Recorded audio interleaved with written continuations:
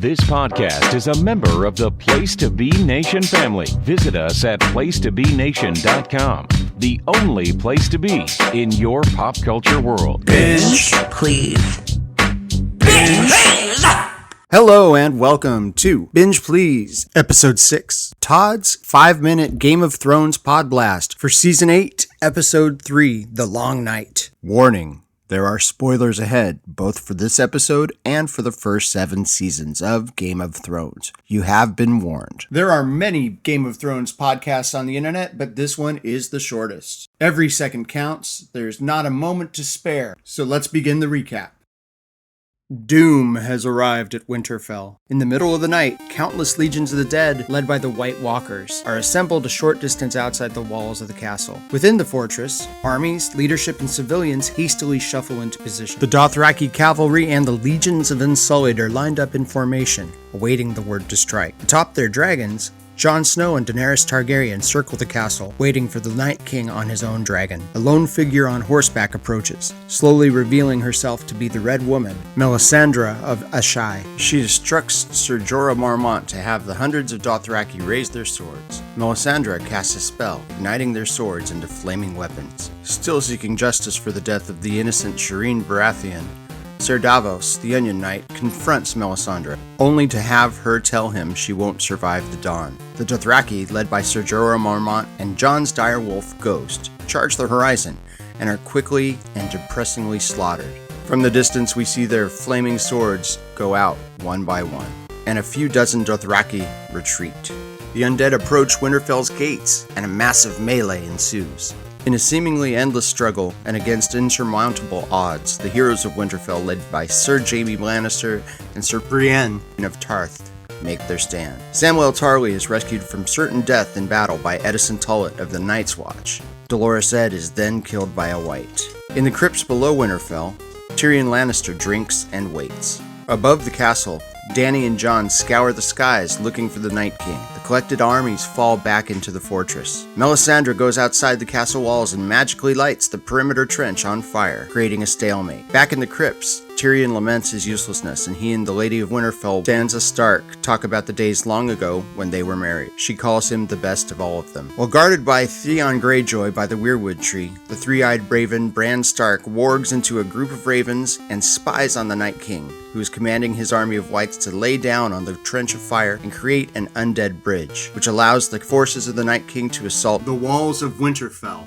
The Whites are eventually able to climb into the castle en masse. Using the dragonglass spear created by Gendry, Arya Stark bravely holds her own against the undead. Sandor Clegane the Hound is paralyzed with fear due to the rampant flames, but he and Beric Dondarrion regroup to try and protect Arya. A towering giant bursts through the gates and sweeps through soldiers. Lady Lyanna Mormont bravely charges the giant, who picks her up with one hand. While she's being crushed, she stabs the giant in the eye with her dragonglass blade and destroys him as she herself dies. Atop their dragons, Jon and Dany pursue the Night King on his undead flying steed. Arya hides in the library, narrowly avoiding a group of Whites.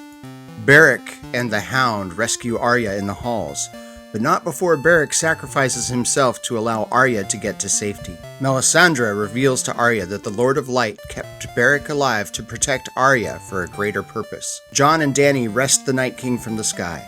Drogon attempts to burn the Night King with dragonfire, but the frozen regent emerges unscathed. The Night King then raises his fallen enemies and the bodies in the crypts to fight for him. The White Walkers join the Night King and travel towards Bran in the Godswood. Dany and Drogon save Jon from an onslaught of fallen Northmen by breathing fire. Drogon is covered by hordes of Whites and flies away to try and shake them off, losing Dany as well. Ser Jorah appears in the nick of time to save Dany. Jon attempts to power his way through the carnage to intercept the Night King before the villain reaches Bran. Theon fights bravely to protect Bran from the encroaching Whites, but they still keep coming. Back in the crypts, Sansa and Tyrion hide together from the Whites and share a tender reminiscence of their ill-fated marriage. Dany picks up a dragonglass sword and fights as well as she can against the Night King's hordes. The Night King and the White Walkers arrive in the Godswood to confront Bran. Bran tells Theon, "You're a good man, thank you," before Theon charges the Night King. The Night King sidesteps Theon, then plunges his sword through the Greyjoy's chest. Jon Snow attempts to reach the Godswood, but the undead dragon Viserion stands in the way. Ser Jorah and Dany continue to struggle amongst the Whites, and Jorah is gravely wounded. The Night King approaches Bran and the two stare at each other. Jon defiantly draws Viserion's attention, and the dragon prepares to breathe fire onto Jon. The Night King starts to draw his sword to slay Bran, but suddenly Arya Stark, the hero of Winterfell, leaps from the shadows with her cat's paw Valyrian steel dagger in her left hand to intercept the king. The king turns and catches Arya by the throat, keeping her dagger at bay, but Stark drops her dagger into her right hand, a move which we saw her perform during a sparring session with Sir Brienne in Season 7, and plunges the dagger deep into the Night King's heart. The Night King and White Walkers shatter into millions of shards, while every White, including the dragon Viserion, crumbles back into lifelessness. The long night is over. Winterfell survives. Ser Jorah Mormont dies in the arms of Daenerys. While Davos and the Hound watch, Melisandre walks out into the dawn, removes her charmed necklace, and reverts to her actual age, crumbling to the ground and dying in the snow.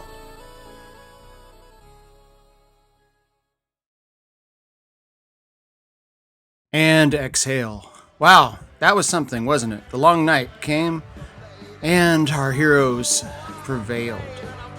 I don't think anyone expected Arya to be the one to kill the Night King, but you look back at the previous 7 seasons of development for her training, it all makes sense now. This episode had quite the body count. Ser Jorah, Lyanna, Theon, Beric Dondarrion, Ed. Many died. Lots of Winterfell soldiers died. All the Dothraki almost. Many unsullied. But not as many key characters as we may have predicted. I particularly thought Brienne would die. Ser Davos certainly. But no Starks died, and nobody of consequence died in the crypts. Some people complained about the episode being too dark.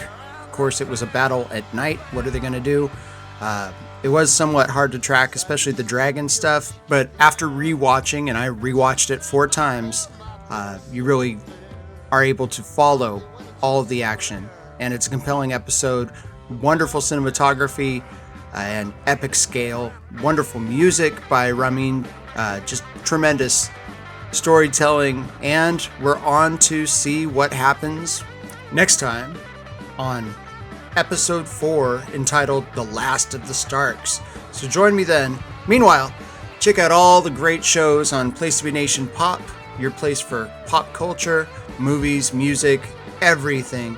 Also have Place to Be Nation Wrestling Network if you're into wrestling, so check us all out. Thanks for listening, and I'll be back next time on Todd's 5-Minute Game of Thrones Podblast.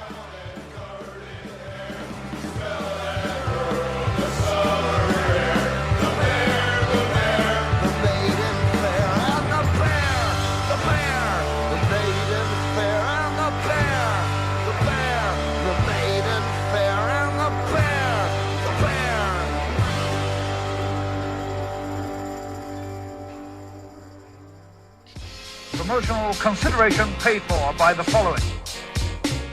Place to Be Nation's JT Rosero and Chad Campbell here. We want to let you know that we have over 24 podcasts available on iTunes, Stitcher, Google Play, and PlaceToBeNation.com. We now offer them to you on 2 great feeds. On the Place to Be Nation Wrestling feed, we dive into topics running the gamut from today's WWE to the glory days of yesteryear and the ins and outs of the territory days. In addition to our full-length shows, we also deliver to you special podblasts on topics old and new. The Place to Be Nation Pop feed is a veritable treasure trove of great content, offering tremendous shows covering the land of movies, television, life, comics, and sports, brought to you by the most knowledgeable and insightful folks in the podcast world. You can find all these great shows, plus archives of our past podcasts from over the past 8 years as well by subscribing to both feeds on iTunes. And while you're there, be sure to rate and leave feedback as well. All of these shows, plus others, available on PlaceToBeNation.com, where we cover pro wrestling, sports, movies, comics, plus in-depth search projects, and much more. Be sure to support our site by using www.PlaceToBeNation.com/Amazon when doing your online shopping. We want to thank our friends at Boneheads Wing Bar, ProWrestlingOnly.com, and TheHistoryOfWrestling.com as well. Be sure to follow us on Facebook, Twitter, Instagram, and Tumblr. PlaceToBeNation.com, the only place to be in your pop culture.